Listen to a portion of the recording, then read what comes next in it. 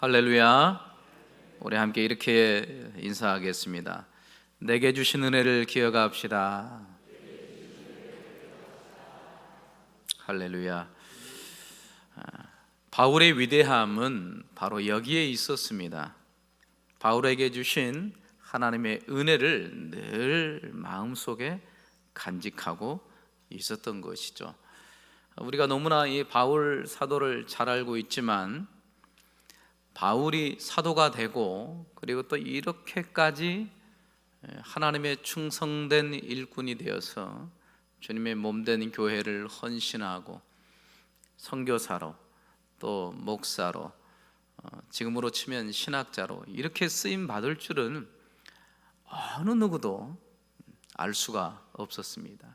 또 생각해 보지도 않았습니다.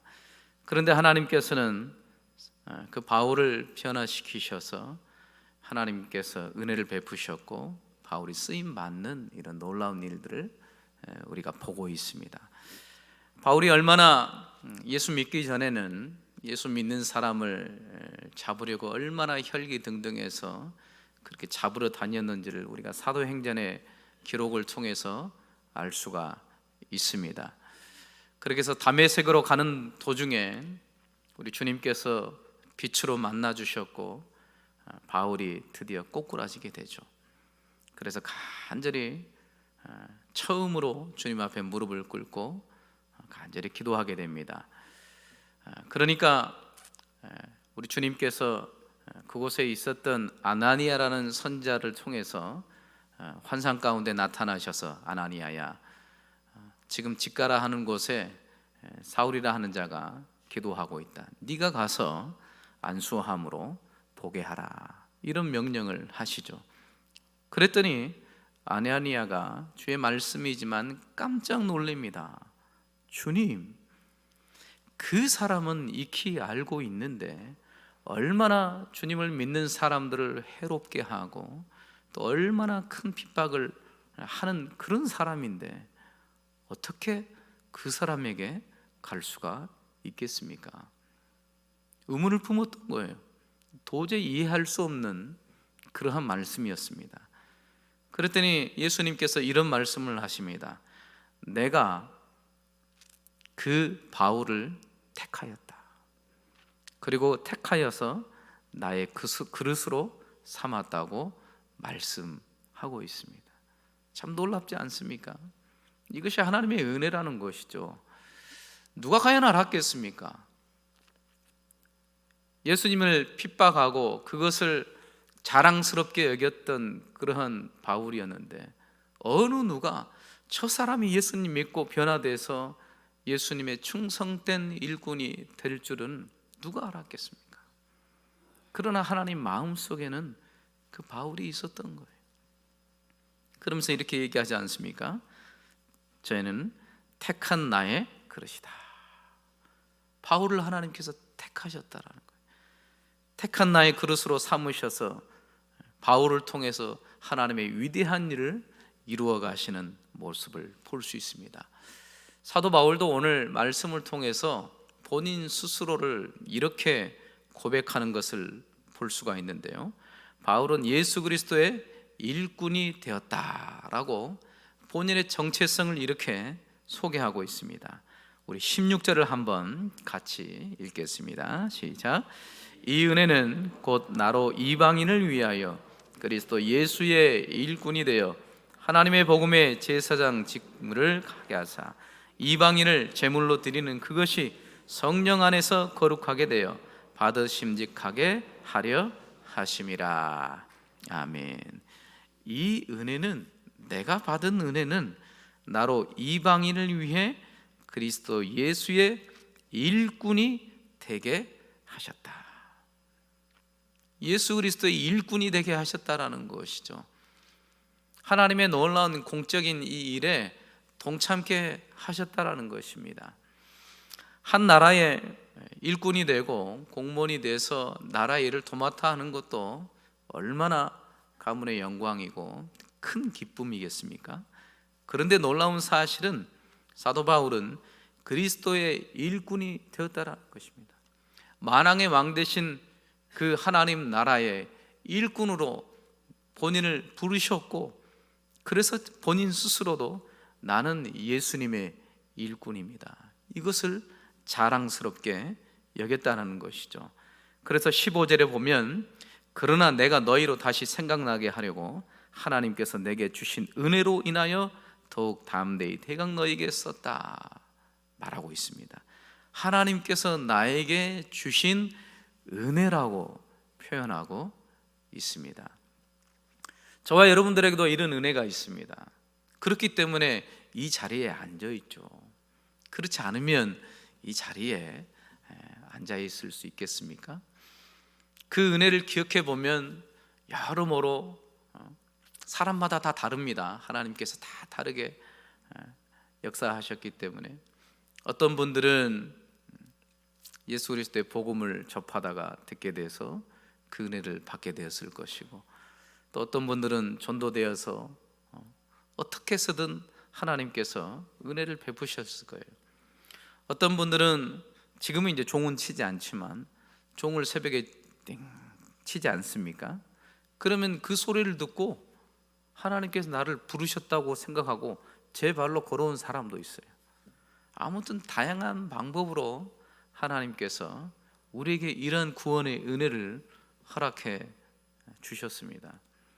저도 25살 겨울에 12월 달에 주님을 인격적으로 처음으로 만나 뵙게 되고 회심하게 되었는데요, 제가 어떻게 주님의 은혜를 받게 되었냐면, 저희 아버지가 목사님이셨습니다. 이제 그때까지 25살 되기까지도 예수님을 인격적으로 만나지를 못했어요. 그런데 놀랍게도 교회 2층에 다락방 같이 있었습니다. 아버지 서재가 있었죠. 서적에 가면 뭐가 있겠습니까? 다 기독교 책이에요. 설교집, 여러 책들이에요. 어느 날 한 번은 그 2층에서 3층이죠. 다락방이기 때문에 TV를 보고 있는데, 이제 TV도 재미가 없어요. 계속 보면 재미가 없더라고요. 그래서 뭘 할까 그렇게 생각하고 있는데, 다락방이 이제 책으로 쭉 둘러싸여 있었으니까요, 옆에 딱 봤는데 책이 하나 눈에 확 들어오는 거예요. 저 원래 책을 싫어합니다. 근데 그 한 책이 눈에 확 들어오는 거예요. 그래서 신기하네, 왜 그러지? 그래서 저도 모르게 손이 가게 되었고 그 책을 뺐습니다.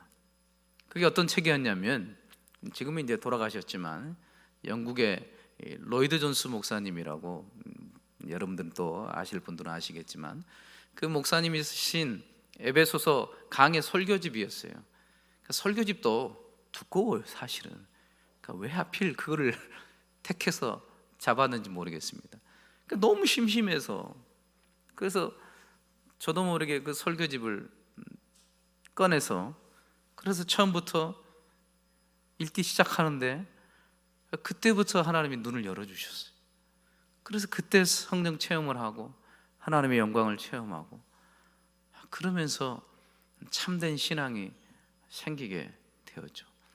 그래서 하나님의 살아계심과 그 하나님의 놀라운 구원의 은혜를 그때부터 눈을 떠서 그때 또한 소명을 같이 받게 되고요. 그러면서 신학교도 가고 이렇게 여기까지 오게 되었는데, 하나님의 놀라운 은혜였습니다.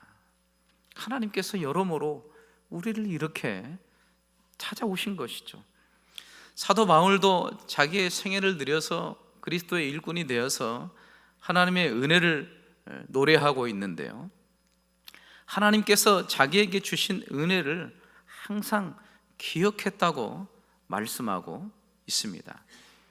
우리가 생각할 때는 은혜라면 보통은 지금까지 말씀드렸듯이 하나님께서 죄인된 나에게 찾아오신 것, 그래서 내가 변화되었던 것, 하나님의 자녀가 되었던 것, 그 하나님을 깊이 만나고 체험했던 것, 보통 그런 은혜들을 얘기하면서 이것이 하나님의 은혜였습니다 라고 딱 마침표를 우리는 보통 찍지만, 그런데 사도 바울을 잠잠히 살펴보면 물론 그것도 하나님의 은혜죠. 당연히 하나님의 은혜인데, 사도 바울은 거기서 멈추지 않고 정말 주시는 하나님의 은혜는 무엇이냐면, 그 은혜로부터 시작해서 나를 변화시키시고, 또한 그 은혜로 하여금 그 은혜를 흘러보내서 나와 같이 믿지 않았던 이방인들이 동일하게 그 은혜 앞에 서게 되고, 그 하나님 앞에 온전히 서게 되는 그러한 모습에게까지 가야 그게 참된 은혜라고 우리에게 가르쳐주고 있습니다. 그래서 그 하나님의 은혜를 나로부터 시작해서 이웃들로 향하게 하는 거죠. 그 하나님의 은혜가 나로 시작했는데 나에게서 멈춰버리면 하나님이 주시는 그 은혜의 목적과 방향이 아니라는 겁니다. 우리는 보통 이렇게 생각하지 않습니까? 은혜 받았습니다. 은혜 받았습니다. 근데 거기서 멈춰버릴 때가 많아요. 근데 하나님이 주시는 그 은혜는 은혜 받은 그것을 흘러보내는 거예요. 흘러보내는 거. 바울은 자신이 받은 은혜가 이방인을 위한 것이었다라고 우리에게 말씀하고 있습니다. 나에게 주신 이 은혜는 곧 나로 이방인을 위하여 그리스도의 예수의 일꾼이 되게 하셨다.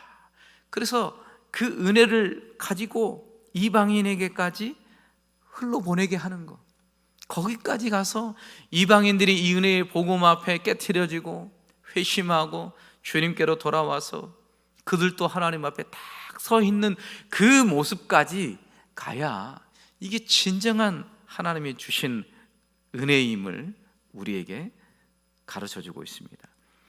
그래서 오늘 말씀을 보면 구체적으로 이방인에 대한 사역을 말씀하는데요, 이렇게 얘기합니다.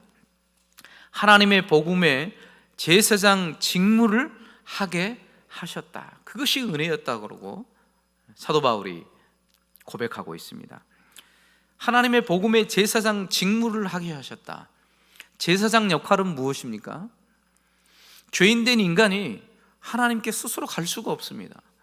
그래서 하나님께서는 중재자를 두셨죠.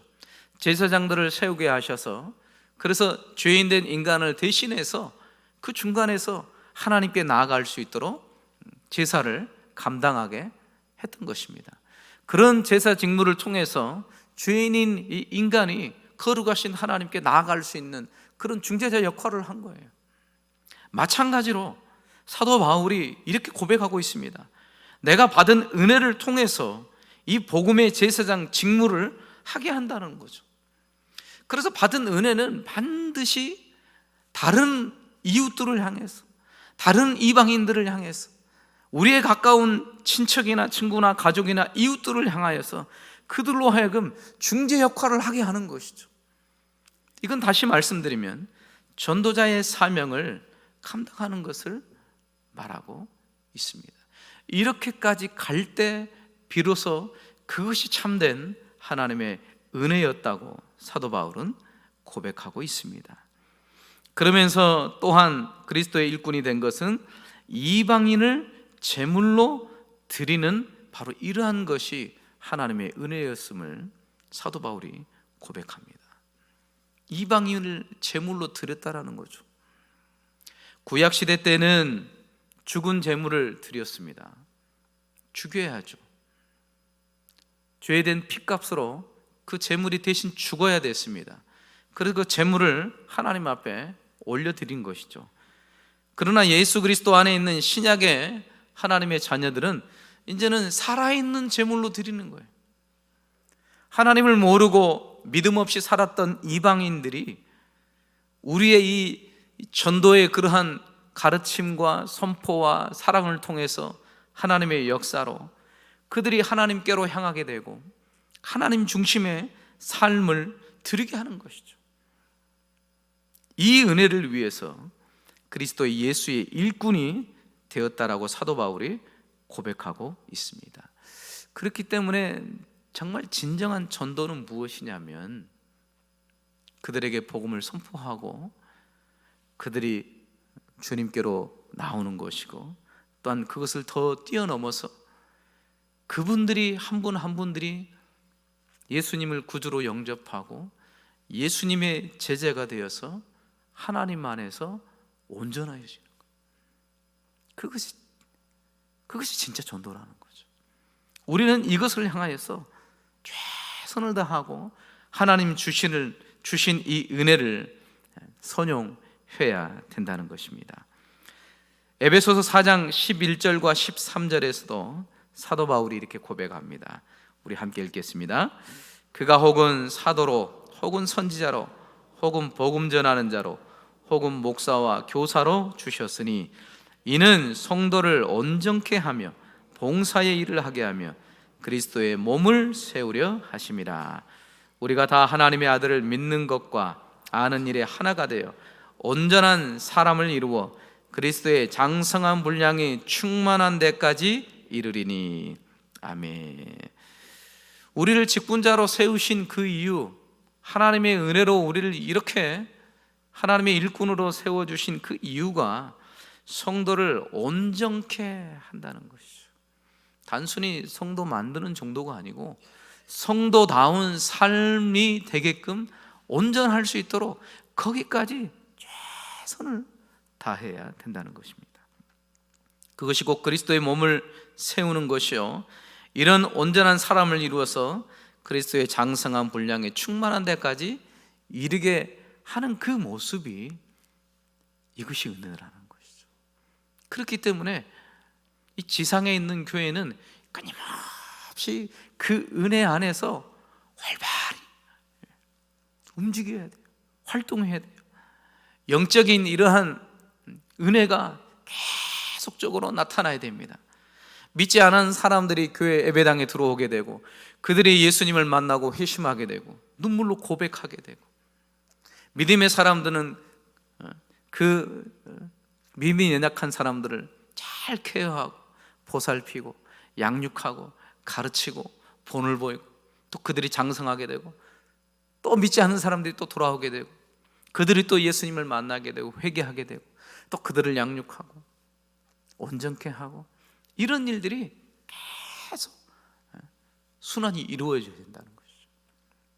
이것이 바로 하나님의 우리에게 주신 그 은혜라는 것을 우리에게 가르쳐주고 있습니다. 그리스도를 닮는 성도로 자라게 하는 것이 바로 하나님 주신 은혜의 분명한 방향과 목적이라는 거죠. 그래서 우리 한 사람 한 사람이 다 작은 예수님이 되는 거예요.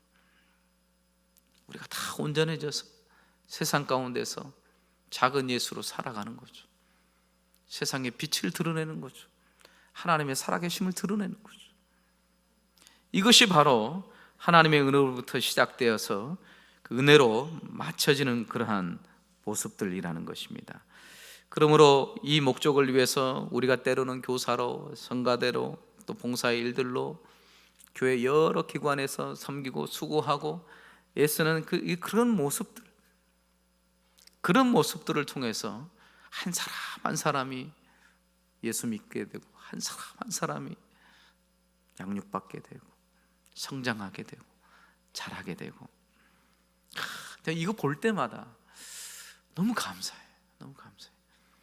자녀들을 키우는 부모 입장에서도 보면 자녀들이 그 나이 때마다 딱 자라나는 모습들, 그런 것들을 사진이나 영상이나 그것을 잘 준비해 놨다가 나중에 보게 되면 진짜 새록새록해요. 이때는 이랬는데 근데 이만큼 자라가지고, 그런 모습들을 보면서 감회가 새롭고, 또 자녀들이 잘 자라가지고 엄마 아빠의 수고와 헌신을 알고, 비록 부족하지만 제가 이렇게 자란 건 아빠 덕이에요. 엄마의 수고가 있었기 때문에 제가 이렇게 자라게 됐어요. 그 마음을 알아주면서 부모님에 대한 그 은혜를 알고 그러면 얼마나 좋을까요? 성도들도 마찬가지죠. 정말 믿음이 없었던 사람들이 교회당 한번 오기도 힘들어했던 그 사람이 어떻게 빚어지고 주님을 만나고 변화되어서 성도로, 또 집사로, 안수 집사님으로, 또 권사님으로, 또 장로님으로, 참 놀랍습니다. 놀라워요. 우리 자녀들이 계속 자라고 있지 않습니까? 그 자녀들이 믿음 안에서 잘 자라면 이 교회의 중요한 기둥들이 되는 거죠. 그래서 어렸을 때만 생각하고 이 아이가 뭘 할 수 있을까 그렇게 생각하는데, 나중에 딱 보니까 중요한 위치들을 딱 잡고 있어서, 그래서 교회 섬김이가 되고 하나님의 일꾼이 되어서 하는 그런 모습들을 보면 너무나도 감사합니다.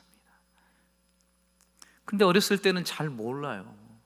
저 아이가 정말 하나님의 기둥이 될까, 하나님의 일꾼이 될까?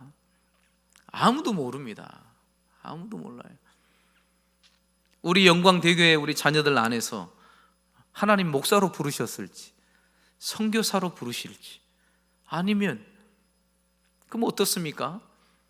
일반 생활 가운데서도 하나님께서 부르셔서 그곳에서 믿음의 자녀로서 최선을 다하고 충성한다면, 그러면 더할 나위 없죠. 아무도 몰라요. 사도 바울이 사도가 되었고 하나님의 일꾼이 되어서 이렇게 쓰임 받을 줄은 아무도 몰랐던 것처럼 우리 안에도 마찬가지입니다. 그렇기 때문에 우리는 하나님에 대한 기대와 소망을 품고 부지런히 씨를 뿌리고 부지런히 섬기고 부지런히 사랑하고 케어하고, 그렇게 해서 하나님의 자녀들을 세우고 양육해야 된다는 거죠.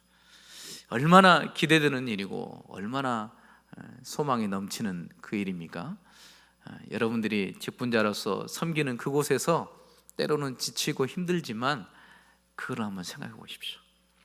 10년 후, 20년 후를 내다보시면서 분명히 하나님께서 우리의 수고와 헌신을 헛되지 않고 역사하실 것이다. 이것을 기대함으로 하나님 주시는 은혜 가운데 우리가 섬겨 나갈 때에 이런 놀라운 열매들이 맺혀질 줄 믿습니다. 또한 이런 사역과 일들을 감당할 때 누가 함께 하십니까? 성령께서 함께 하십니다. 오늘 사도 바울도 고백하는데요, 18절을 우리 한번 같이 읽겠습니다.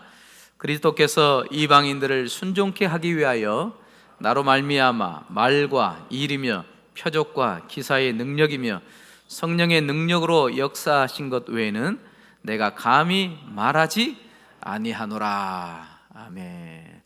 사도 바울이 하나님의 은혜를 받고 사도로 부르심 받고 선교 현장으로 성령께서 따로 불러서 보내게 되죠. 사도 바울이 혼자 갑니까? 절대 그렇지 않았습니다. 주의 복음을 들고 성령께서 가라 하시는 곳에 가게 되는 거예요. 하나님과 함께 하는 거예요. 그래서 복음을 전합니다. 복음을 전할 때마다 어떤 일이 일어나게 됩니까? 표적과 기사의 능력들과 성령의 능력으로 함께 했던 것을 경험한 거예요. 경험한 거예요. 하나님은 우리를 홀로 보내시지 않습니다. 복음이 있는 곳에, 복음의 사역이 있는 곳에, 이 복음을 들고 가르치는 그곳에 성령 하나님께서 함께 하신다는 거예요. 어떻게 우리를 사용하실지 모릅니다. 어떻게 우리의 섬김을 통해서 죄인들을 회개케 하고 주님께로 돌아오게 하실지는 하나님께서 하신다는 거죠. 우리는 부지런히 이 일들을 감당한다는 거예요. 그래서 이 일들을 위해서 더 우리가 기도해야 될 때입니다. 기도해야 될 때, 하나님의 은혜를 사모하며 하나님이 이 복음을 전할 때마다, 복음의 사역을 감당할 때마다 하나님의 회심의 역사가 일어나게 하여 주옵소서. 믿지 않는 영혼들이 돌아오게 하여 주시옵소서. 이 일들이 일어나야 됩니다. 우리 가운데 예배 드릴 때마다 하나님을 만나는 감격이 있어야 됩니다. 하나님의 임재로 충만해야 돼요. 그래야 그들이 변화받고 꼬꾸라지고 회개의 눈물을 흘리고 가슴을 치면서 주님 없이 살아왔던 삶을 돌이키고 하나님께로 향하지 않겠습니까? 성령의 역사 없이 이 일들이 어떻게 될 수가 있겠어요? 될 수가 없습니다. 특별히 다음 세대를 섬기며 사역함에 있어서는 훨씬 더 강팍해진 세대입니다. 세상에 좋은 게 얼마나 많은지 몰라요. 세상에 즐기고 흠뻑 빠질 수 있는 것들이 얼마나 많은지 몰라요. 그 강팍함은 말로 이룰 수가 없습니다. 하나님의 말씀이 들어갈 자리가 없어요. 이미 세상으로 꽉 차 있기 때문에 돌과 같은 심령들이 주의 말씀에 꼬꾸라지고 변화받기라는 것은 너무나 어려운 세대가 되었습니다. 이럴 때일수록 우리가 더 기도해야 됩니다. 이럴 때일수록 성령의 능력으로 우리 가운데 임재해 주시고 축복해 주시라고 간절히 기도해야 돼요. 이 일들을 위해서 우리가 간절히 기도할 때에 하나님이 역사하시면 우리의 기도에 응답하시는구나, 그러면서 기도의 문도 활짝 열리고 전도의 문도 활짝 열리고 영혼들이 마음에 활짝 열려서 하나님을 깊이 만나게 되는 거죠. 그래서 이곳이 하나님의 살아계신 성전이 되는 거예요. 얼마나 감격스럽습니까? 성령께서 함께 하신다는 거죠. 이 일들을 위해서 우리가 수고하고 애쓰고 그러면서도 하나님의 은혜를 간절히 기도하며 우리가 나아갈 때에 하나님께서 큰 은혜의 기쁨을 허락해 주실 줄 믿습니다. 그리고 두 번째, 이 바울이 하나님의 은혜 가운데 서면서 바울은 이렇게 고백하고 있습니다. 내가 남의 터 위에 건축하지 않겠다, 이런 이제 고백을 하는데요. 우리 20절을 함께 읽겠습니다. 또 내가 그리스도의 이름을 부르는 곳에는 복음을 전하지 않기로 힘썼노니 이는 남의 터 위에 건축하지 아니하려 함이라. 아멘. 사도 바울의 철칙이 있었습니다. 이미 복음이 전파된 곳에서는 굳이 가지 않겠다라는 거예요. 왜냐하면 사역자들이 다 있기 때문에. 그것보다는 복음이 전혀 들어가지 않았던 곳에 본인이 들어가기를 간절히 원했습니다. 그래서 일부러 그렇게 선택한 거예요. 참 하나님 주시는 열정이 멋지지 않습니까? 그 강팍한 곳에, 아무것도 없는 불모지 땅에 하나님께서 나를 보내주시라고. 왜 보내주시라는 거예요? 그곳에 울부짖는 한 영혼들이 있다라는 거예요. 하나님 은혜도 모르고 살아가는 그러한 영혼들이 있다라는 거예요. 사도 바울은 가지 않았지만 그 울부짖는 소리를 영적으로 듣고 있는 거예요. 그래서 그곳에 가기를 간절히 원하는 그런 모습을 볼 수 있습니다. 그래서 21절에도 이렇게 고백합니다. 기록된 바 주의 소식을 받지 못한 자들이 볼 것이요 듣지 못한 자들이 깨달으리라. 이것을 인용하면서 고백합니다. 분명한 확신이 있는 거예요. 주님의 복된 소식을 받지 못한 자들이 내가 가서 복음을 전하면 어떻다라고 얘기합니까? 보게 될 것이라고 얘기하는 거죠. 이런 분명한 확신이 있는 거예요. 성령께서 나를 세우셨고 하나님의 일꾼으로 세우셔서 이방 땅에 복음을 전하게 하셨기 때문에 내가 분명히 가서 주의 소식을 듣지 못한 영혼들에게 복음을 전하면 분명히 듣지 못했던 그들이, 보지 못했던 그들이 눈을 떠서 주의 복음의 말씀 앞에 서게 할 거라는 그런 분명한 확신이 있었다라는 것이죠. 그래서 듣지 못했던 그들이 깨닫게 되고 주의 음성을 듣고 주님께로 돌아와서 주님의 이 놀라운 구원의 은혜를 받겠다라는 그 분명한 확신이 있었습니다. 우리에게도 그런 확신이 있어야죠. 이런 확신 가운데 우리가 1289명을 가슴에 품고 기도하는 것이죠. 우리는 몰라요. 성령께서 어떻게 역사하실지 어떻게 알겠습니까? 주의 말씀을 통해서 깨닫게 하실지 아니면 어떤 사건을 통해서 하나님 앞에 꼬꾸라지게 할지 아무도 모릅니다. 그러나 분명한 것은 우리가 복음을 전하며 기도하며 나아갈 때에 하나님께서 듣지 못했던, 받지 못했던 그들의 눈을 뜨게 하시고 깨닫게 할 것이라는 분명한 이 하나님 주신 확신, 이것을 붙들고 우리가 나아가게 되는 거죠.